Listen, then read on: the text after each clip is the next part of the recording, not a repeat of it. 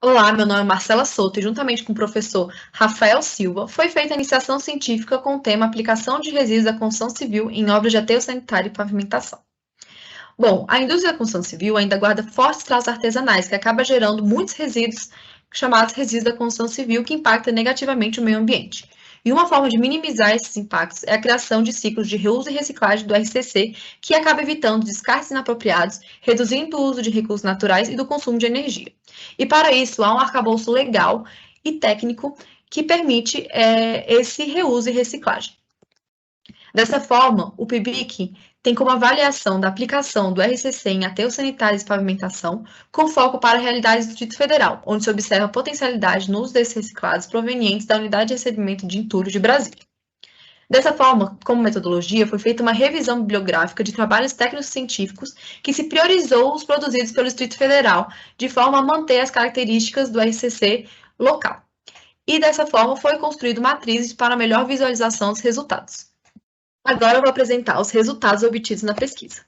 Primeiro, quanto aos aterros sanitários, em especial a camada de cobertura, que é uma camada mais externa do aterro que funciona como barreira física e que deve ser de baixa permeabilidade para evitar a formação de percolados. Só que devido ao processo natural de umedecimento e secagem dessa camada, acaba que fissuras são produzidas, o que não é interessante por serem caminhos preferenciais desse fluxo de percolados e que impacta diretamente na vida útil do aterro. Com isso, a pesquisa mostrou que o uso do RCC sem nenhuma mistura não é interessante para a camada de cobertura, devido à sua característica granular. E, com isso, foi necessário o beneficiamento do RCC. A bentonita sódica mostrou ser bem interessante por reduzir a condutibilidade hidráulica e diminuiu também a formação de fissuras. A adição de solo no RCC também foi interessante na diminuição das fissuras. Quanto à pavimentação, os resultados foram promissores para a adoção do RCC, em que se destaca o fenômeno de quebra de grãos, que ocorre tanto na compactação da camada quanto no tráfego. E para isso foi necessário beneficiamento com asfalto borracha, o que foi um resultado bem interessante por também melhorar o desempenho contra a fadiga e contra a deformação permanente. Devido a esse fenômeno de quebra de grãos, é recomendado o uso da RCC para vias de baixo volume de tráfego. O RCC também foi interessante para a construção de pavimento permeável por alcançar uma permeabilidade mínima e ter uma resistência à tração e à compressão maiores que o exigido pela mão.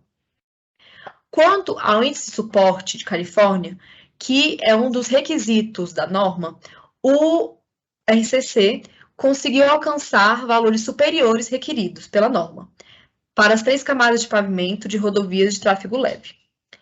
Já referente à resistência, a adição de cal e cimento de Portland permitiu o aumento dessa resistência do RCC. Agora vamos para as considerações finais.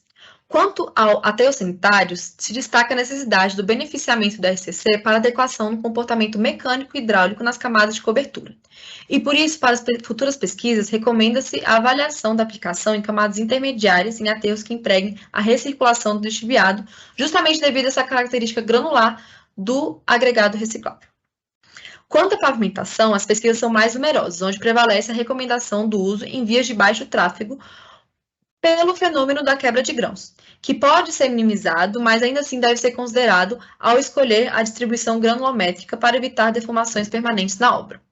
Ao se comparar o uso em pavimentação em aterro sanitário, é mais interessante o uso em pavimentação em termos de sustentabilidade, devido ao requerimento de maior demanda por material. Mas ainda assim, é importante a investigação do uso do RCC em outras obras civis. Dessa forma, na perspectiva técnica e legal, a aplicabilidade do RCC, tanto em aterro sanitário quanto em pavimentação, é bastante otimista, embora haja uma carência de observações experimentais em campo. Devido à metodologia desse trabalho, tentou-se fazer com que as pesquisas se caracterizassem de forma mais fidedigna aos resíduos da construção civil gerados no Distrito Federal. No entanto, devido à característica de heterogeneidade do material, é importante sempre fazer ensaios de caracterização para assegurar as condições de projeto.